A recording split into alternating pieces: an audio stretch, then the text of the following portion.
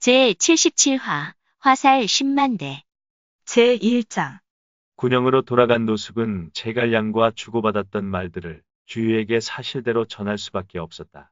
짐작은 했지만 제갈량이 꿰뚫어 보고 있다는 것을 알자 주유는 크게 놀랐다. 도저히 그자를 살려두어선 안 되겠소. 반드시 없애야지. 노숙이 말렸다. 제갈 공명을 죽이면 조조가 비웃을 겁니다. 정당하게 죽일 방법이 있소이다.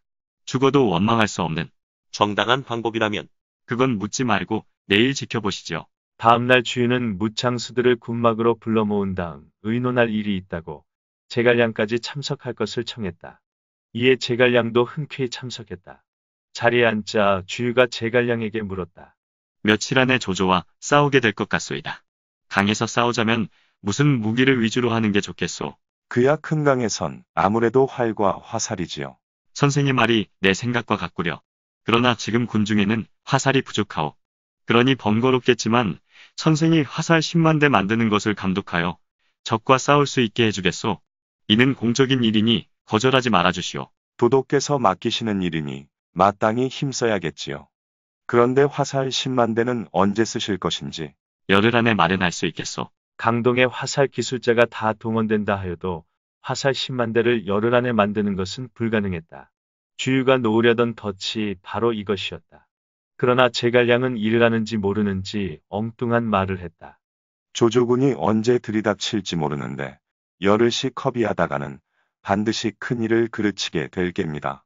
그럼 선생 생각에는 며칠이나 걸리겠소? 사흘이면 화살 10만 대를 조달할 수 있습니다. 그래요.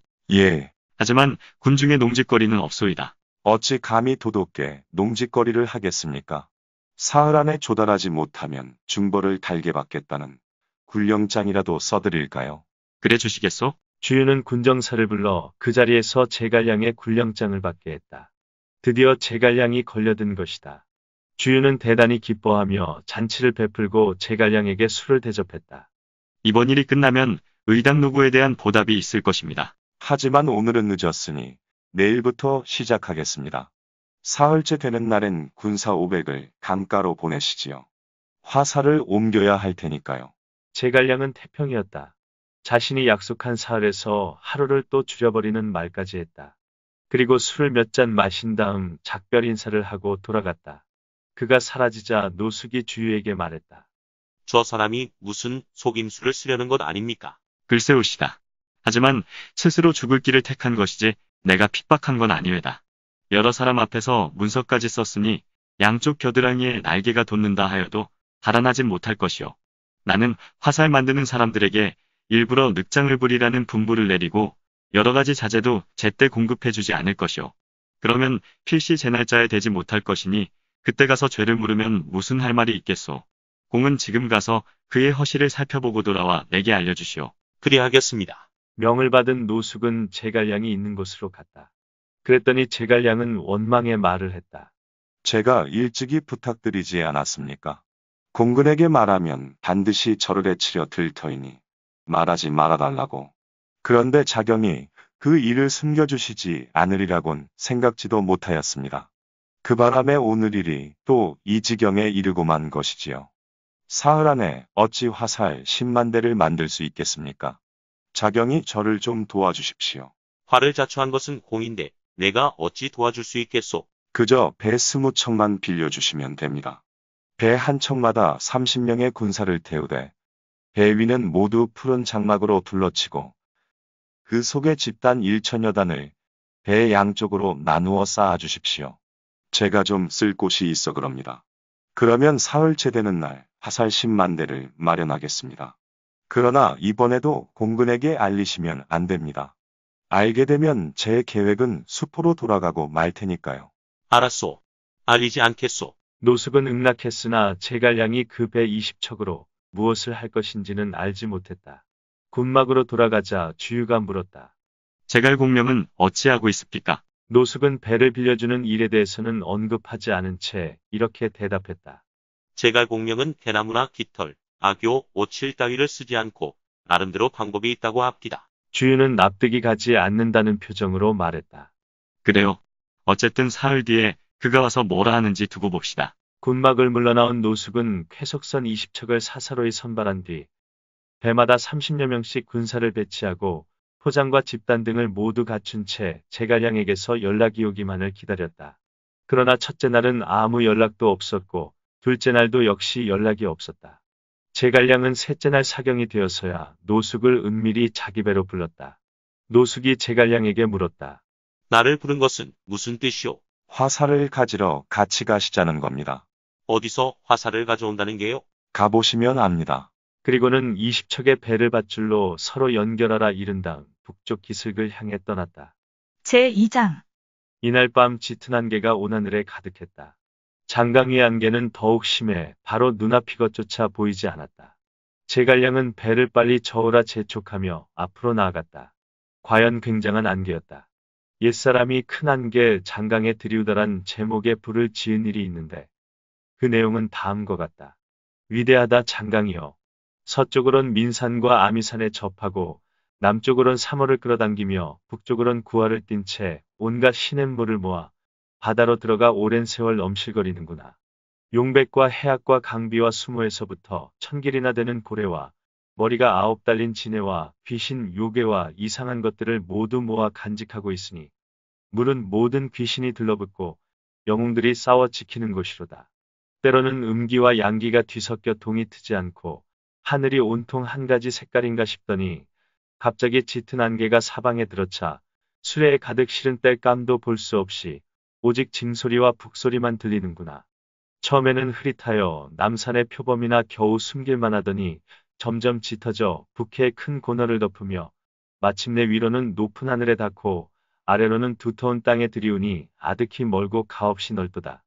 습기를 머금은 장마처럼 추위가 스며드는 봄날의 흐린 날처럼 어둡고 자욱하고 널리 가득 차 동쪽의 시상 기슭도 보이지 않고 남쪽 하구의 산도 간 곳이 없구나. 천척의 싸움배는 모두 바위 골짜기에 가라앉고 한 척의 작은 고깃배만 놀라 파도 속에 들어갔다 나왔다 하느나.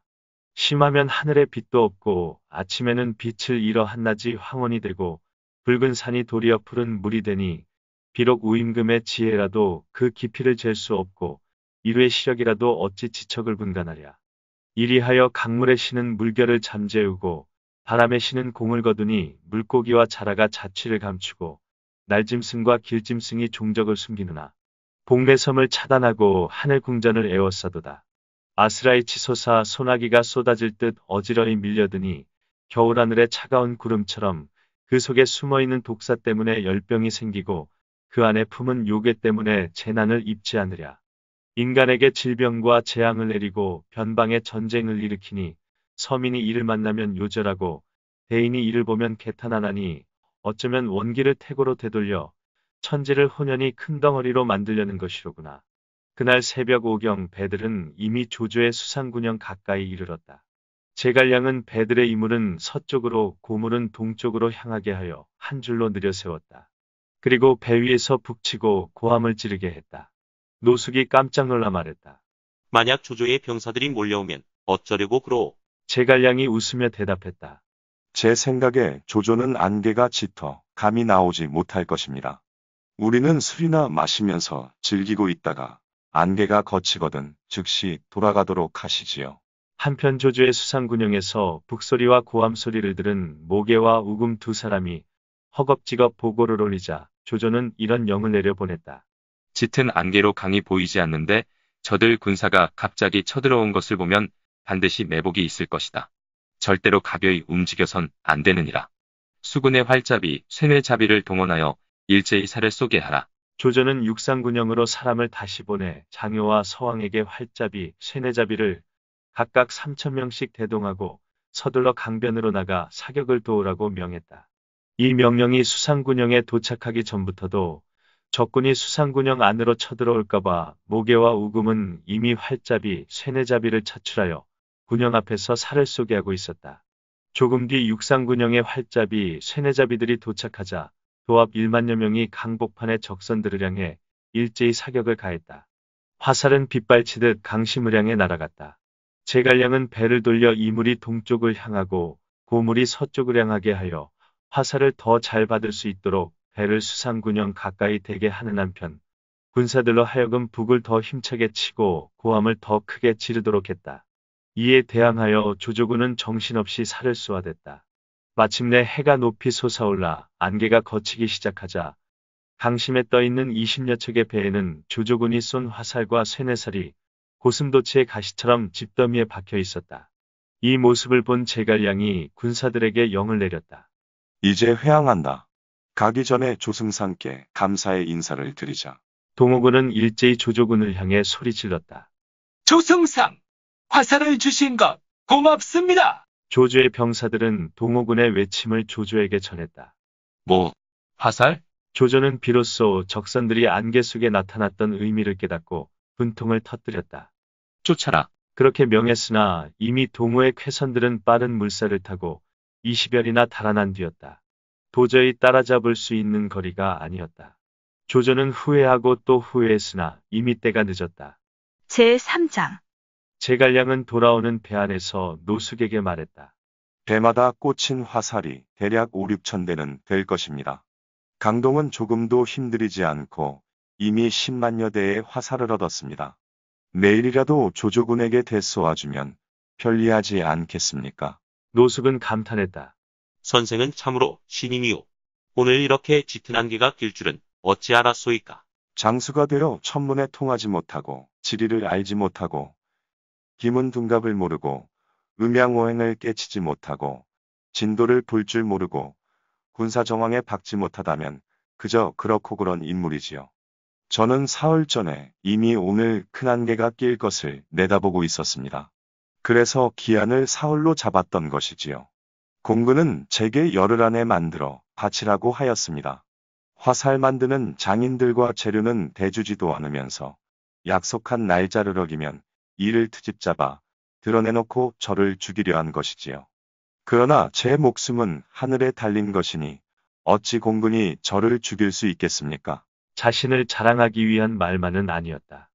무언가 울리는 것이 있어 노숙은 가슴 깊이 탄복했다. 배가 기슭에 닿으니 주유가 보낸 군사 500이 화살을 운반하기 위해 이미 강변에 나와 있었다. 제갈량이 지시했다. 배 위에 꽂힌 화살을 다 뽑으면 10만여 대는 될 것이다. 모두 중군 군막으로 나르도록 하여라. 노숙이 먼저 군막에 들어가 제갈량이 화살과 쇠뇌살을 얻게 된 과정을 자세히 들려주자 주유는 크게 놀라더니 탄식했다. 제갈공명의 신묘한 계략과 지모는 내가 도저히 따르지 못하겠구나. 이를 두고 뒷사람은 다음과 같이 읊었다. 온 하늘 짙은 안개, 장강에 가득 차니 원근도 모르겠고 강물만 아득한데 전함에 빗발치듯 날아드는 화살들. 오늘의 사 공명은 주유를 꿀렸구나.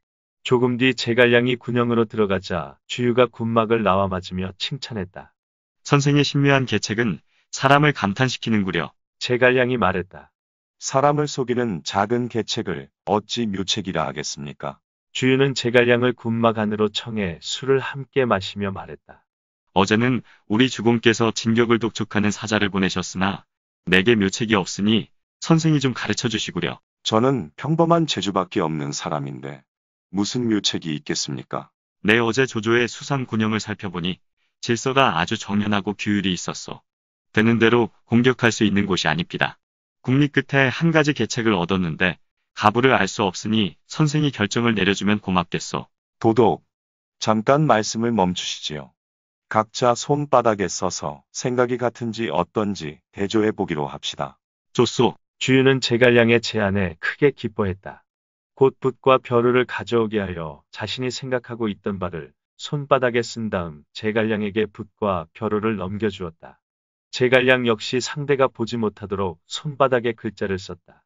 그런 다음 두 사람은 가까이 다가앉아 각자의 손을 펴보였다. 헛, 다음 순간 두 사람은 마주보고 크게 웃었다. 주유의 손바닥에 쓰인 글자는 불화자였고 제갈량의 손바닥에 쓰인 글자도 불화자였기 때문이다. 우리 두 사람의 의견이 같으니 더 주저할 것도 없소이다. 이 사실을 누설치 맙시다. 주유가 다짐을 두자 제갈량도 고개를 끄덕였다. 두 집안의 공적인 일인데 누설할 리 있겠습니까? 조조는 두 번 우리 계책에 넘어갔지만 아직도 대비는 안 하고 있을 것입니다. 이제 도독께서 힘껏 행하시면 될 것입니다. 술자리를 끝내고 서로 헤어졌으나 다른 장수들은 이 일을 모두 알지 못했다. 한편 15, 6만 대의 화살을 헛되이 잃은 조조가 속을 끓이고 있는데 이를 본 순유가 계책을 내놓았다. 강동에서는 주유와 제갈량 두 사람이 있어 계책을 쓰니 적을 빨리 깨뜨리기 어렵습니다. 그런즉 사람을 동으로 보내 거짓 항복을 시킨 뒤 안에서 속사정을 염탐하여 우리와 내통하도록 한다면 가히 이를 도모할 수 있을 것입니다. 조조가 반색하며 순유에게 말했다. 나도 그런 생각을 하고 있었다. 그대는 누가 그 계책을 수행할 수 있다고 보는가? 채모는 죽임을 당하였지만 그의 종족은 모두 군중에 있습니다. 채모의 아웃벌인 채중과 채화가 지금 부장으로 있으니 승상께서 은혜를 베풀어 그들의 마음을 붙드신 다음 거짓 항복자로 보내시면 동호는 필시 의심하지 않을 것입니다. 좋다. 그날 밤 조조는 채중과 채화를 자신의 군막으로 은밀히 불러 당부했다. 너희 두 사람은 약간의 군사만 대동하고 동으로 가서 거짓 항복을 하고 동정을 살펴 그때그때 사람을 시켜 몰래 보고하라. 일이 성공한 뒤에는 벼슬을 더하고 큰 상을 내리겠다. 그런즉 두 마음은 품지 마라. 그러자 두 사람이 말했다. 저희 처자식이 모두 형주에 있는데 어찌 두 마음을 품겠습니까? 승상께서는 의심하지 마십시오. 저희 두 사람은 반드시 주유와 제갈량의 목을 취하여 승상께 바치겠습니다. 이에 조조는 후한 상을 내렸다. 제4장. 다음날 채중과 채화는 군사 500을 몇 척의 배에 나누어 태운 뒤 순풍을 받으며 남쪽 강기슭으로 향했다. 이 무렵 진격작전을 강구하고 있던 주유는 채모의 아우 채중 채화가 배를 타고 강어기에 투항하러 왔다는 보고를 받자 그들을 군막으로 불러들였다. 두 사람은 절하고 울며 고했다. 저희 형님은 아무 죄 없이 조가놈에게 죽임을 당하였습니다. 저희 두 사람은 형님의 원수를 갚기 위해 투항하러 왔습니다. 거두어 주신다면 선봉에 서겠습니다. 두 사람이 언급한 내용은 앞뒤가 맞는 말이었다. 주유는 대단히 기뻐하며 두 사람에게 후한 상을 내리고 즉시 감령과 함께 군사를 거느리고 전군이 되라고 명했다. 두 사람은 감사의 절을 올리며 속으로 쾌재를 불렀다. 주유가 우리 계책에 속아 넘어가는구나. 그러나 주유는 그리 간단한 인물이 아니었다. 그는 채중과 채화가 물러가자 감령을 은밀히 불러들여 이렇게 지시했다. 저 두 사람이 처자식을 데려오지 않았으니 진실로 투항한 것이 아니고 조조가 시켜 세작으로 온 것이다. 내 이제 적의 계략을 역이용하여 그들에게 거짓 정보를 전달토록 할 것이니 너는 그들을 정중히 대하면서 속으로는 방비하라. 출격날이 되면 먼저 그들을 죽여 출정제사의 희생물로 바칠 생각이다. 각별히 조심하여 이를 그르치지 않도록 하라. 예, 명을 받들겠습니다. 감령이 물러가자 노숙이 들어와서 주유에게 말했다. 채중 채화가 항복해온 것은 속임수일 가능성이 많으니 받아들여서는 안 될 것입니다. 그러자 주유는 노숙을 꾸짖었다. 그들은 조조가 형을 죽였기 때문에 원수를 갚고자 항복해온 것인데 무슨 속임수가 있다고 그러시오. 공처럼 의심이 많아서야 어찌 천하의 인재를 받아들이겠소. 이에 노숙은 아무 말 못하고 물러나와 제갈량을 찾아갔다. 노숙이 하소연하자 제갈량은 웃기만 할 뿐 말이 없었다. 노숙은 못마땅한 듯이 물었다. 공명은 어째 비웃는 거요? 자경께서 공군이 쓰는 계략을 모르시는 것 같기에 웃은 것뿐입니다. 장강 때문에 양군이 멀리 격리되어 세자 고가기가 매우 어렵습니다. 그래서 조조는 아군의 동정을 탐지시키려고 채중 채화로 하여금 거짓 투항을 시킨 것입니다. 그런데 공군은 조조의 계략을 역이용하여 이곳 동정을 조조에게 알리려는 것이지요. 전쟁에서는 속이는 것을 꺼리지 않는다고 하였는데 공군의 계책이 바로 그것입니다. 노숙은 그제서야 모든 것을 깨달았다. 그날 밤 주유가 군막 안에 홀로 앉아 있을 때 갑자기 공복 황계가 은밀히 찾아왔다. 주유가 물었다. 공복께서 밤늦게 찾아오신 것을 보니 무슨 좋은 계책이라도 있으신 모양이구려. 황계가 말했다. 저들은 많고 우리는 적으니 시간을 오래 끌면 안 되는 것인데 어찌 불을 쓰지 않는 거요? 누가 그 계책을 공께 드리더이까? 주유가 깜짝 놀라 물었다. 노장 황계는 지금 불로 공격하는 화공책을 쓰자는 말을 한 것이었기 때문이다. 내 스스로 생각한 거지. 누가 가르쳐 준 게 아니오. 사실은 저도 같은 생각을 하고 있었습니다. 그렇기 때문에 위장으로 투항한 채중, 채화를 남겨두어 이곳 소식을 저쪽에 알리려는 것이죠. 그러나 나를 위해 저쪽에 가서 거짓 항복을 할 만한 사람이 없어 안타까울 따름입니다. 그 계책을 내가 실천에 옮기고 싶소. 쉬운 일이 아닙니다. 적을 믿게 하려면 이쪽에서 먼저 고초를 겪어야 할 것입니다. 하지만 강동의 어른이신 장군께 어찌 그 같은 고초를 겪게 할 수 있겠습니까? 나는 3대에 걸쳐 손씨 집안에 두터운 은혜를 입었소이다. 비록 간과 뇌를 땅에 쏟아내는 어려운 일을 당한다 하여도 결코 원망하거나 후회하지 않을 것이오. 주유는 일어나서 절을 올리며 살해했다. 만일 장군께서 고육지계를 수행하여 주신다면 강동을 위하여 천만다행한 일이지요. 고육지계란 자기 몸을 상하게 하여 적을 속이는 계책이다. 황계가 말했다. 죽더라도 누굴 원망하는 일은 없을 것이오. 그리고 자리를 물러나 밖으로 나갔다. 제5장. 다음날 주유는 부구를 여 여러 장수를 군막 안으로 불러들였다. 그 자리엔 제갈량도 참석했다. 주유가 말했다. 조조는 100만 대군을 이끌고 와 그 군역만도 300여리에 달하니 하루아침에 격파할 수 있는 상대가 아니오. 이제 무장수에게 영을 내리니 각자 석 달치 군량과 말먹이 풀을 수령하여 적을 막아낼 준비를 하시오. 말이 채 끝나기도 전에 황계가 나서 물었다. 지급되는 군량과 말먹이 풀이 얼마치라고요? 석 달치요. 그러자 황계는 볼멘 소리를 했다. 석 달은 고사하고 30달치의 군량과 말먹이 풀이 있더라도 성공하지 못할 거요. 이달 안으로 격파할 수 있으면 격파하는 거고 만일 격파할 수 없다면 장자포의 말처럼 갑옷과 무기를 버리고 북면하여 항복합시다. 그러자 주유는 버럭성을 내며 낯빛을 바꾼 채 황계를 꾸짖었다. 나는 주공의 명을 받들어 군사를 이끌고 조조를 무찌를 것이다. 감히 항복을 다시 말하는 자가 있으면 반드시 목을 베라고 하셨다. 이제 양쪽 군사가 서로 맞붙는 시점에 내 감히 그런 말을 내뱉어 아군의 사기를 떨어뜨리니 내 머리를 베지 않고선 무리를 복종케 하기 어렵다. 그리고는 즉시 좌우에 명했다. 황계를 끌어내 목 베어 죽인 다음 보고하라. 그러자 황계 역시 노한 음성으로 외쳤다. 나는 하로 장군께서 동남 지역을 누빌 때부터 따라다니며 동우를 3대째 섬겨온 몸인데 너는 대체 어디서 굴러들어온 자냐? 파로 장군은 손구원의 아버지 손견을 가리킨다. 주유는 노할 대로 노해 소리질렀다. 하극상이다. 어서 저자를 베지 않고 무엇들 하는 게냐? 그러자 감령이 앞으로 나와 말했다. 공복은 동호의 오랜 신하인즉 너그러이 용서해 주시기 바랍니다. 주유가 꾸짖었다. 너는 내 법도를 어지럽히자는 것이냐? 그래도 공복은 무슨 말이 많으냐? 그리고는 좌우에 영을 내렸다. 여봐라. 먼저 저놈부터 끌어내 곤장을 쳐라. 병사들에 끌려나간 감령이 곤장을 맞은 뒤 밖으로 내쳐지자 여러 관원들이 모두 꿇어앉아 간청했다. 황계의 죄는 죽어 마땅하나 아군에 이로울 것이 없습니다. 바라건대 도도께선 너그러이 용서하시오. 잠시 그의 죄의 경중을 기록해 두었다가 조조를 무찌른 다음에 목을 베어도 늦지 않을 것입니다. 그러나 주유의 노여움은 가라앉지 않았다. 여러 관원들이 애절하게 간구하자 이렇게 말했다. 결단코 목을 쳐야겠으나 여러분의 체면을 보아 목숨만은 살려주겠다. 그리고 좌우에 명했다. 끌어내다 엎어놓고 척장 100대를 쳐서 그 죄를 바로잡으라. 척장이란 등줄기를 때리는 장형의 일종이다. 척장 100대면 죽을 수도 있었다. 이에 여러 관원들이 다시 용서를 빌었다. 척장 100대는 너무 과합니다. 노장군의 나이를 헤아려 주십시오. 군령엔 어김이 없다. 어서 끌어내 장형을 집행하지 못할까? 주유는 앞에 있는 탁자를 뒤집어 엎으며 호통쳤다. 이에 무사들은 황계의 옷을 벗긴 후 끌어내 땅에 내팽개치고 척장 50대를 때렸다. 이를 본 관리들이 다시 나서 황계의 죄를 용서해달라고 간청했다. 주유는 자리를 박차고 벌떡 일어서더니 황계를 가리키며 꾸짖었다. 내 감히 도둑인 나를 깔보느냐.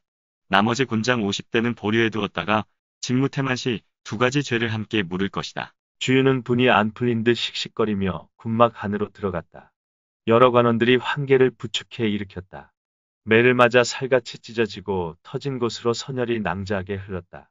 부축하여 본영으로 옮긴 뒤 황계는 몇 번이나 혼절하여 인사불성이 되었다. 문병원 사람들 가운데 눈물을 흘리지 않은 이가 없었다. 노숙도 문병을 갖다가 강변에 있는 대로 제갈량을 찾아가서 말했다. 오늘 공군이 노하여 공복을 꾸짖을 때 우리 모두 그의 부하인지라 비위를 거스르며 감히 간언할 수 없었지만 선생은 객인데 어찌 수수방관하며 한마디도 하지 않았소이까. 그러자 제갈량이 웃으며 말했다. 자경은 저를 속이고 계십니다. 속이다니. 나는 선생과 장강을 건너온 이래 한 번도 속인 일이 없는데 어찌 그런 말을 하오. 오늘 공복을 호되게 매질한 것이 공군의 계략이었음을 자경이 모르실 리가 없지요. 그런데 어찌 저더러 말리지 않았느냐는 말씀을 하시는지요. 노숙은 그제서야 사태를 깨닫고 당혹스런 표정을 지었다. 그러자 제갈량이 다시 입을 열었다. 고육지계를 쓰지 않으면 어찌 조조를 속일 수 있겠습니까? 이제 황공복은 필시 저쪽으로 넘어가 거짓 항복을 할 것입니다. 체중, 채화에게 이 일을 미리 보고하게 만들려는 것이지요. 그러니 공군에게는 제가 계책을 알고 있더라는 말씀은 절대 하지 마시고 그저 도독을 원망하고 있더라는 말씀만 해주십시오. 알겠소. 노숙은 작별하고 돌아가 군막으로 들어가자 주유가 그를 군막 안으로 맞아들였다.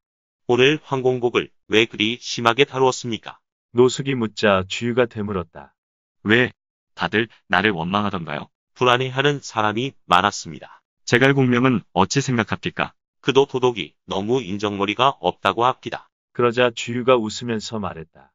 하하, 이번에야 그를 겨우 속여 넘겼군. 노숙이 말했다. 그게 무슨 말입니까? 오늘 황계를 모질게 때린 것은 바로 계략이었소. 그를 거짓 항복시키자니 먼저 고육지계를 쓰지 않을 수 없었지요. 조조를 속여 넘겨야 불로 공격하여 승리할 수 있을 터이니 말이오. 노숙은 제갈량의 해안의 속으로 탐복했지만 이를 드러내놓고 말할 수가 없었다. 읽어주는 고품격 삼국지는 다음 화도 계속됩니다. 이번 이야기를 재미있게 읽으셨다면 좋아요와 구독을 눌러주세요. 그리고 작품을 해설하는 프롤로그도 꼭 읽어주세요.